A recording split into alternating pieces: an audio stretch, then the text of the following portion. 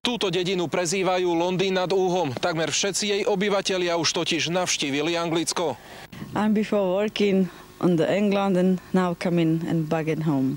Všetci tam makali, aby zarobili peniaze. Zalibri si teraz rekonštruujú svoje domy. Raritou sú krikľavé farebné fasády a množstvo sošiek. Všimnite si od kostola po most, to ty všetko ich. Gačo nemá taký.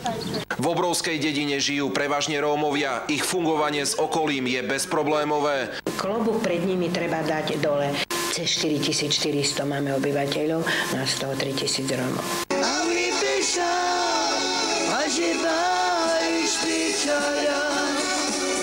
Taká jak rozina tu v Palovci, všetky. To aj bíli, aj cigáni. Susedia sú dobrí. Tunajší spôsob života Rómov je pre mnohých zázrakom. Zahraničné delegácie sem chodia často zisťovať, ako to je vôbec možné. Áno, že kúkaj, akí tam ľudia žijú. A nie tých povzení, to zarožnutí, akí správne sa. Nech ukážu nás, aby si oni brali príklad od nás.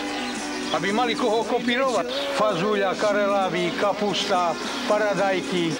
Dedinu reprezentujú až 2 futbalové kluby. Dokonca hrajú v tej istej súťaži. Keď nastúpia proti sebe, ide o naozajstné derby. Rómsky, tak oni sú tam na druhom mieste, no tak oni sú nejak, lepší, no. Takýto strom inde na Slovensku len tak ľahko neuvidíte. Ide o turecký orech, ktorý má viac ako 250 rokov. To mi nemôžu, lebo to také má zvláštne plody. U nás to robia aj nejakú bižutériu na všelijaké spôsoby. Z Pavloviec nad Úhom, Peter Sabo, televízia Jo.